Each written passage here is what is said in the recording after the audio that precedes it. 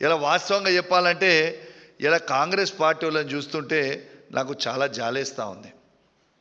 అది కాంగ్రెస్ పార్టీలో ఉన్న సీనియర్ మంత్రులు కావచ్చు, సీనియర్ నాయకులు కావచ్చు, కాంగ్రెస్ పార్టీ కార్యకర్తలు కావచ్చు, వాళ్ళని చూస్తుంటే జాలేస్తూ ఉంది. ఎందుకంటే ఈ తెలంగాణ రాష్ట్రంలో కాంగ్రెస్ పార్టీ ముఖ్యమంత్రియా లేకుంటే ఈయన బీజేపీ పార్టీ ముఖ్యమంత్రియా మాకైతే అర్థమైతే లేదు. కానీ కాంగ్రెస్ పార్టీ కార్యకర్తలని నాయకులని చూస్తుంటే జాలేస్తూ ఉంది. ఎందుకంటే రేవంత్ రెడ్డి గారు కాంగ్రెస్ పార్టీని తీసుకుపోయి నడి సముద్రంలో ముంచుతూ ఉన్నాడు. మొత్తము బీజేపీకే సాయం చేస్తూ ఉన్నాడు. ఇలా నరేంద్ర మోడీ గారు ఏది చెప్తే అది ఇవాళ రేవంత్ రెడ్డి గారు చేస్తూ ఉన్నారు. ఇలా ఒక్కటి నేను అడుగుతా ఉన్నా, ఇలా బీజేపీ వాళ్ళకి రేవంత్ రెడ్డి గారికి ఇలా టైఅప్ లేకపోతే నేను మరొక్కసారి సవాలు విసురుతా ఉన్నా.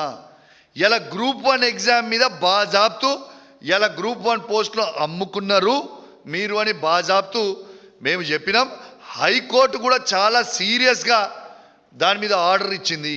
మరి మీకు దమ్ముంటే, మాకు ఇష్టం లేదు కానీ భాషకు చెప్తున్నాం, దమ్ముంటే మీరు ఈ గ్రూప్ 1 దాని మీద సిబిఐ ఎంక్వైరీ అయ్యండి. ఆనాడు బండి సంజయ్ గారు మా పప్పుడు గ్రూప్ 1 అయినప్పుడు ఎంత హంగామా చేసిండ్రు మీరు గుర్తు తెచ్చుకోండి. మరియు ఇవాళ గ్రూప్ 1 మీద ఇంత పెద్ద స్కామ్ అయితే బండి సంజయ్ గారే ఈ భారతదేశానికి హోమ్ మినిస్టరు.